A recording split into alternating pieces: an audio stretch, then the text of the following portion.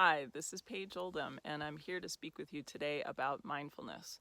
So, I've been writing about mindfulness for about the last 10 years and studying it. I have a website called simplemindfulness.com where I have articles on many different topics, but it's all about how mindfulness can help you create a happier life. And I'd like to share some of that with you today.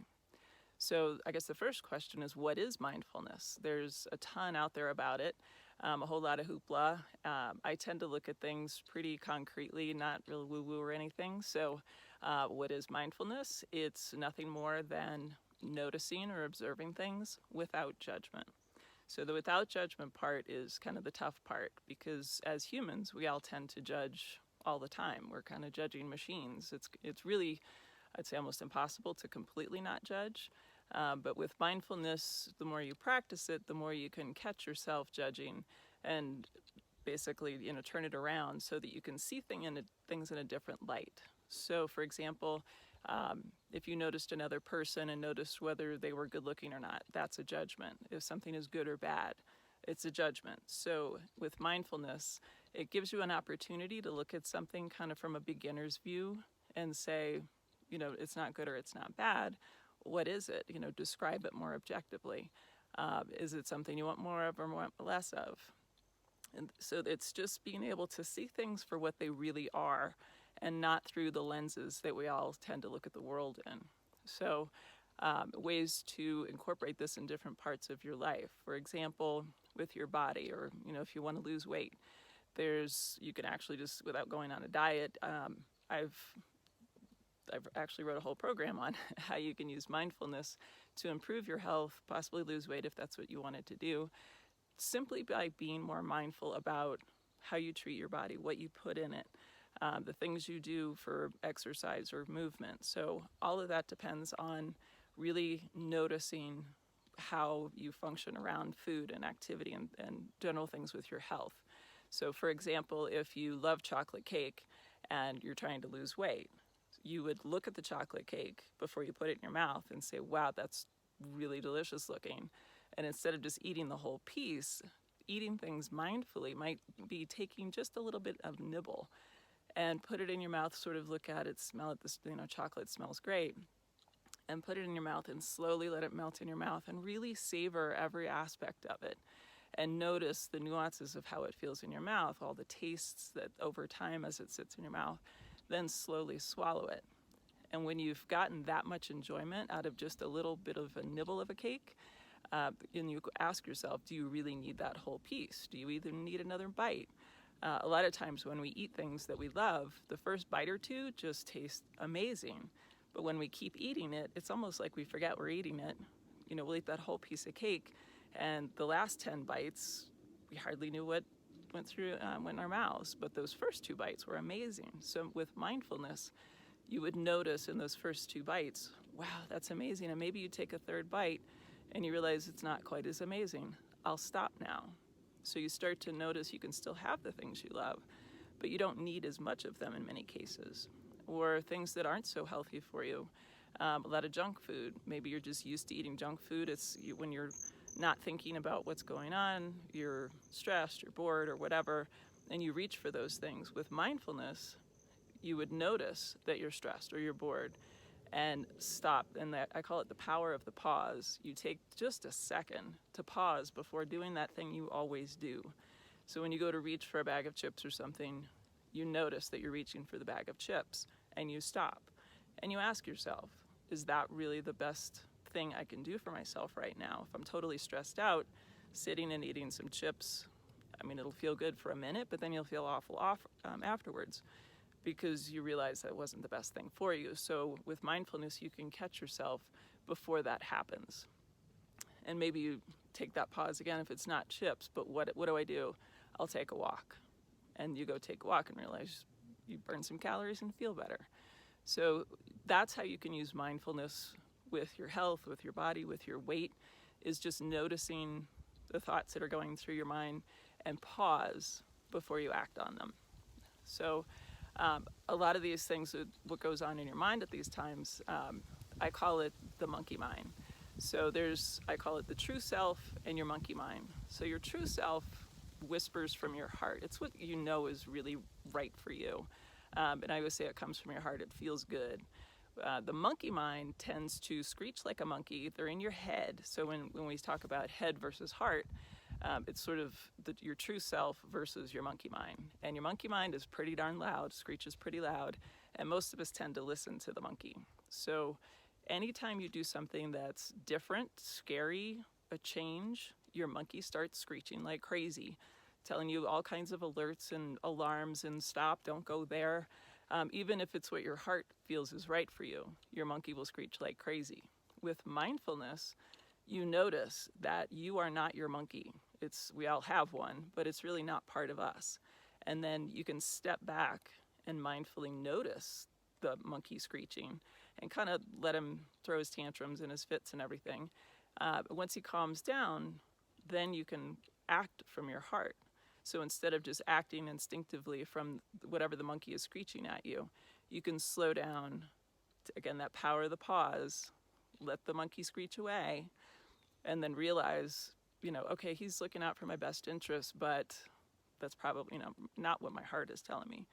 Act from the heart. So the monkey mind can be pretty powerful if we give it the power. Mindfulness, again, allows you to step back and really objectively watch the monkey, see how crazy he really is, and then act in accordance with your heart. So another area where we can use mindfulness is in relationships. So whether that's romantic or family or friends or anything else. A lot of us, we being humans, we tend to focus on ourselves and we want everyone else to focus on us. Everybody can't really focus on anybody else if they're focused on themselves. So with relationships, if things aren't going so well, mindfulness is a great way to, again, pause and notice. If I'm not having a good relationship with someone, instead of pointing my finger and blaming them for all the problems, I can take that pause and say, how am I contributing to the problem? So am I expecting them to be a way that they don't want to be? If someone expected me to be something I didn't want to be, I wouldn't do it. And yet, I'd get mad if somebody else didn't act the way I told them to or I wanted them to. So it has to work both ways. And the more we can step back, no judgment, no blaming, step back and notice our own, how we feed into that interaction. And even if we think it really is their fault or anything like that, we can still pause and say, it is what it is. I want it to be better. What can I do to make it better?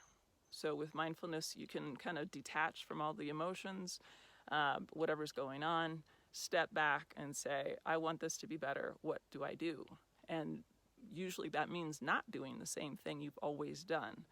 And again, mindfulness can help you notice those same cycles. A lot of us repeat the same patterns in relationships.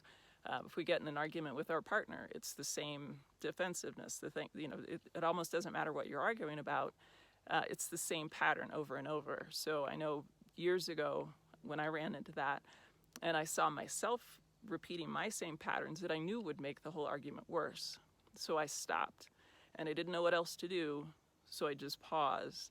And in that pause and making myself not react the same old ways, I was able to hear my partner, maybe for the first time, and really listen to his needs and what he was trying to convey.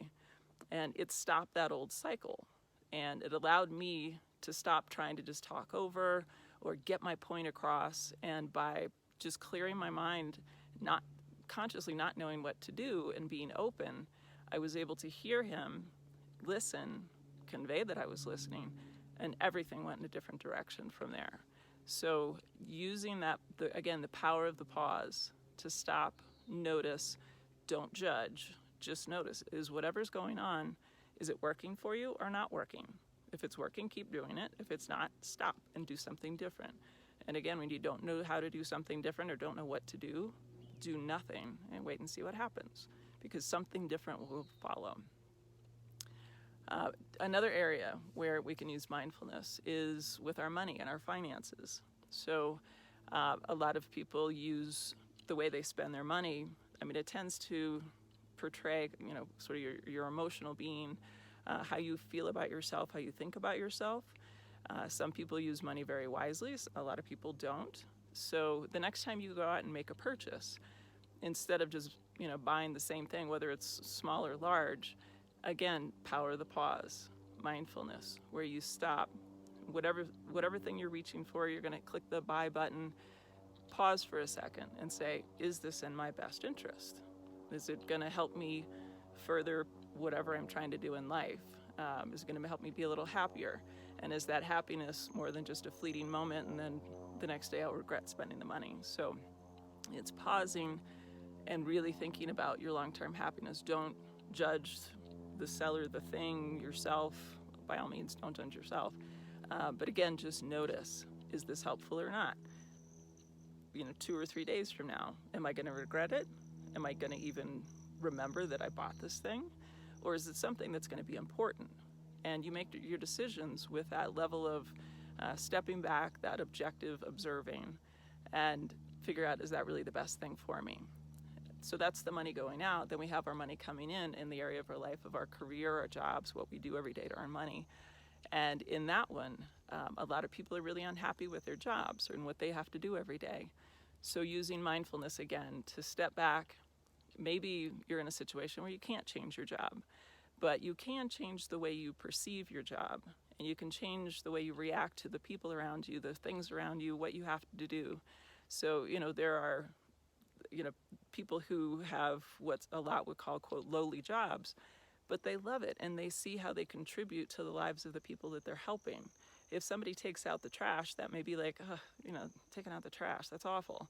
But if they can change the perspective on, I'm helping to keep everyone else's lives clean, and God forbid what this place would look like if nobody was picking up the trash, and how that simple act pays huge dividends for everyone. I certainly am quite grateful for anybody who comes into an office to clean up or anything. I'd like to help them. I'm grateful for them. I tell them. So with your career, make sure that you're listening not to the monkey who also says what you should be doing. Maybe that's what friends, family, other people tell you should be doing because they think maybe it's good for them, but it's not good for you. So slow down. Again, listen to your heart. Stop the screeching monkey who's telling you what you should do and what everybody else is doing, and think about what's right for you. In doing that, you also want to get really clear on your core values. Your core values are kind of the most important principles that you live by. And every decision you make really should be in alignment with your core values. If they're not, you're not going to be very happy. So using mindfulness to, step back and say, is what I'm doing what I love to do? Maybe it is, maybe it's not. If you can change it to be more in line with what you love and what's more in line with your values, great. If you can't make that change, how can you change how you perceive it, how you interpret it, sort of the lens that you see it through? So I know I've had a lot of cases where I see my interactions with coworkers as, as a way to help other people. My job is, crunching numbers and with finance, but I also am able to help people on many levels, whether it's my coworkers, whether it's the clients the company serves. There are many levels that I feel like I'm helping. I'm not just stuck with my nose in spreadsheets. So it's the way I perceive it. If I thought my job was just to look at spreadsheets, I'd be, quite frankly, kind of bored. There's got to be more to it, and it's up to me to see more to it and to interpret more. And I certainly get a lot more fulfillment from my job, no matter what it is, when I can see it more broadly on how I help people, using the gifts I have. So in terms of, your gifts, my personal kind of view on the world, what's your life purpose? What is anybody's life purpose? Your life purpose is to figure out what gifts you were born with, and we all have them, and figure out what those things are. And for most people, it's hard to find them because it's just who you are. It's not something you have to go out, it's like happiness. It's not out there. It's in here. It's a decision to look inside. It's the thing you carry around with you every day, all day. So what is your life purpose? It's who you are, what you're great at. If you don't know, ask the people close to you because they could probably tell you. So discover what that thing is and then figure out how to share it with other people. And you can get pretty creative with that. So there's no crazy science or anything to finding and living your life purpose. It's learning to live who you are, who you were born as, what's in your heart, and expressing that to the world, not covering it up. So mindfulness can help you do that as you, again, through all the aspects of your life, pause and notice, is whatever I'm doing, feeling, going through, is it helping, hurting? If it's not helping, how do I change it? How do I learn from the mistakes of the past? Don't feel bad about it. Don't get depressed about it. Think about it objectively, and how can you learn from those things and make life better for yourself and others going forward? So I hope this has helped everyone. If you want a little more help, I've actually written a couple of books on the topic. There's one that's The Joy of Now Journal, Mindfulness in 5 minutes a day. It's kind of a quick journal, lots of colorful pages, lots of prompts. My daughters have actually loved filling these out, and they said it's helped them a lot just to become mindful in their lives. And then another one that's, if you're more into meditation, is The Mindful Guide to the Law of Attraction, Meditations to Manifest Health, Wealth, and Love. So I go through and explain exactly what mindfulness is, also what the law of attraction is, and how important the two of those are together. So you're always attracting whatever it is you're thinking about, and use mindfulness to make sure you're thinking about the right things. And then the back of the book is a lot of meditations to help you focus on specific areas to help yourself. So I hope all of this was helpful. And again, I've written many articles at simplemindfulness.com, so I hope you'll check it out. Thank you very much.